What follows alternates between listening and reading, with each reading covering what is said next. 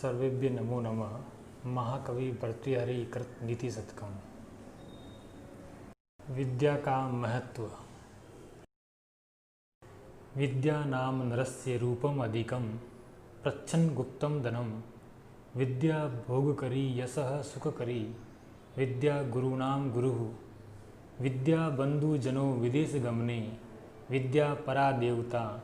विद्या राजसु पूज्यते न तु धनम विद्या विहीनः पशुः।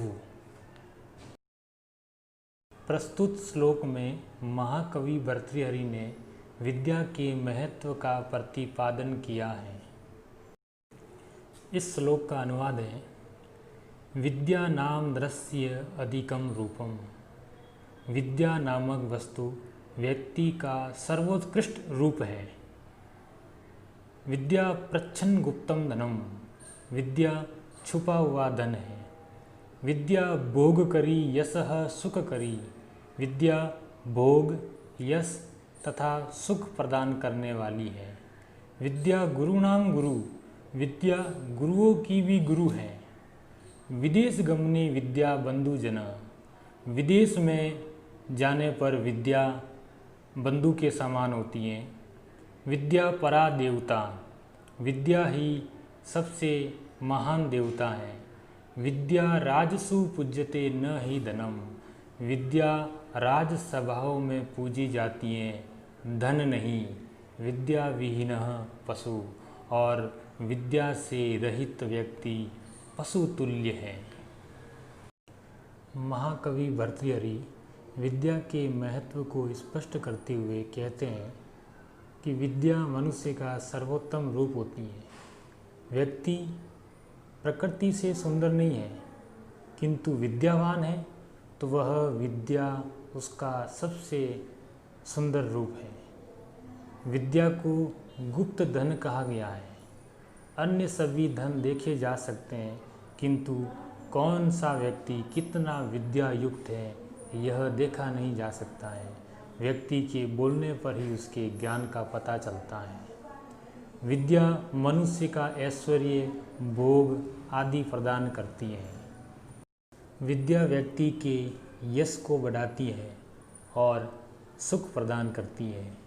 विद्या सभी गुरुओं की गुरु है, अर्थात विद्या को सर्वोत्तम गुरु माना गया है। विद्या की कृपा से ही व्यक्ति गुरु, उपदेशक आदि बन सकता है। अतः विद्या गुरुओं की भी गुरु है। विदेश जाने पर सबसे पहले विद्या ही भाई बंधु के समान वहाँ हमारी मदद करती है। इस प्रकार विद्या ही सभी देवों में महान देवता है। राजा के दरबार में यदि कोई विद्वान जाता है तो राजा भी गुणी विद्वान को सम्मान प्रदान करता है। राजसभा में धन एवं धनवान को नहीं पूजा जाता, किंतु एक विद्वान को अवश्य पूजा जाता है। इस प्रकार जो व्यक्ति विद्या से रहित हैं वह पशु तुल्य है। आरंभ गुरुवी सहिणी क्रमेण लघ्वी पुरा वृद्धिमती च पश्चात दिनस्य पूर्वार्ध परार्ध भिन्ना छायेव मैत्री खल सज्जनानाम। प्रस्तुत श्लोक में कवि ने दुर्जन तथा सज्जन की मित्रता के स्वरूप को स्पष्ट किया है। दुर्जनों तथा सज्जनों की मित्रता भिन्न भिन्न स्वरूप वाली होती है। दुर्जन की मित्रता दिन के पूर्वार्ध की छाया के समान तथा सज्जन की मित्रता दिन के उत्तरार्ध की छाया के समान होती है। दिन के पूर्वार्ध की छाया प्रारंभ में लंबी होती है और धीरे धीरे घटती जाती है और अंत में नष्ट हो जाती है। उसी प्रकार दुर्जन की मित्रता होती है। दुर्जन अपने स्वार्थ को सिद्ध करने के लिए किसी से मित्रता करता है।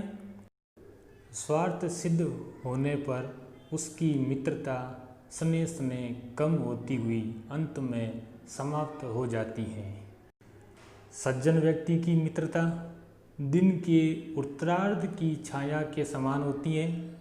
उत्तरार्ध की छाया प्रारंभ में छोटी होती है किंतु धीरे धीरे बढ़ती रहती है।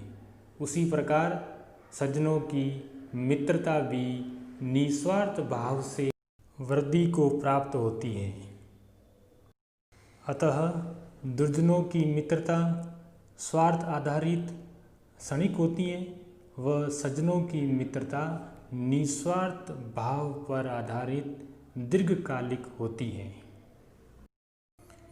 विपदी धैर्यम अत अभ्युदये समा सदसी वाक्पटुता युधि विक्रमः यशसी च अभिरुचि व्यसनं श्रुतौ प्रकृति सिद्धमिदं ही महात्मनाम्।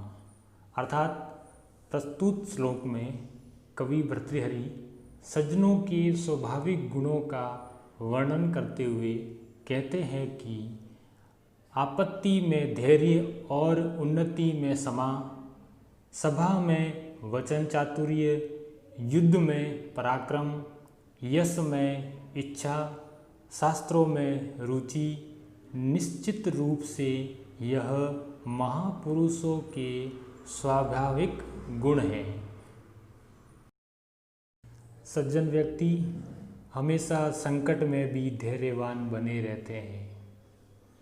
उच्चतम पद को प्राप्त करके भी महान पुरुष कभी भी दूसरों को हीन नहीं समझते, अपितु समा का पालन करते हैं।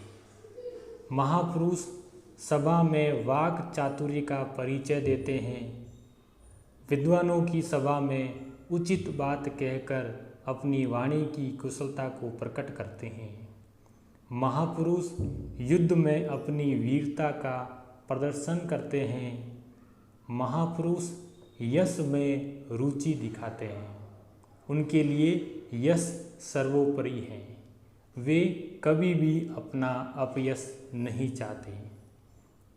महापुरुष सदैव वेद आदि शास्त्रों का चिंतन मनन करते रहते हैं। अतः ये सभी गुण महापुरुषों में स्वभाव से ही सिद्ध हैं, अर्थात महापुरुषों में ये गुण जन्मजात होते हैं। संपत्सु महत्तां चित्तं भवत्य उत्पल कोमलम आपत्सु च महाशैल शिला संघात कर्कशम। प्रस्तुत श्लोक में संपत्ति एवं विपत्ति के समय महापुरुषों की मनोवृत्ति का चित्रण किया गया है। महापुरुषों का चित्त संपत्तियों में कमल के समान कोमल तथा विपत्तियों में विशाल पर्वत की चट्टानों के समूह के समान कठोर हो जाता है। महापुरुष प्रत्येक परिस्थितियों में दृढ़ता का परिचय देते हैं। जब महापुरुष ऐश्वर्य संपन्न होते हैं, संपत्तियों के स्वामी होते हैं, तो उनका मन कमल के समान कोमल होता है। कोई भी दुखी व्यक्ति उनके पास आता है तो वे दयालु बनकर उनके कष्टों को दूर करते हैं।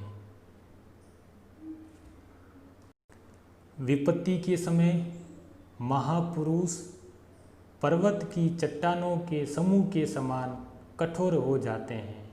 अर्थात जब विपत्ति आती हैं तो महापुरुष कभी भी विचलित नहीं होते, अपितु उनसे संघर्ष करते रहते हैं और अंत में विजय प्राप्त करते हैं। अतः सदैव संपत्तियों के समय कमल के समान कोमल तथा विपत्तियों के समय विशाल पर्वत की चट्टानों के समान कठोर होना चाहिए। सर्वे भवन्तु सुखिनः, सर्वे सन्तु निरामयाः, सर्वे भद्राणि पश्यन्तु मा कश्चित् दुःखभाग् भवेत्। ओम नमो नमः।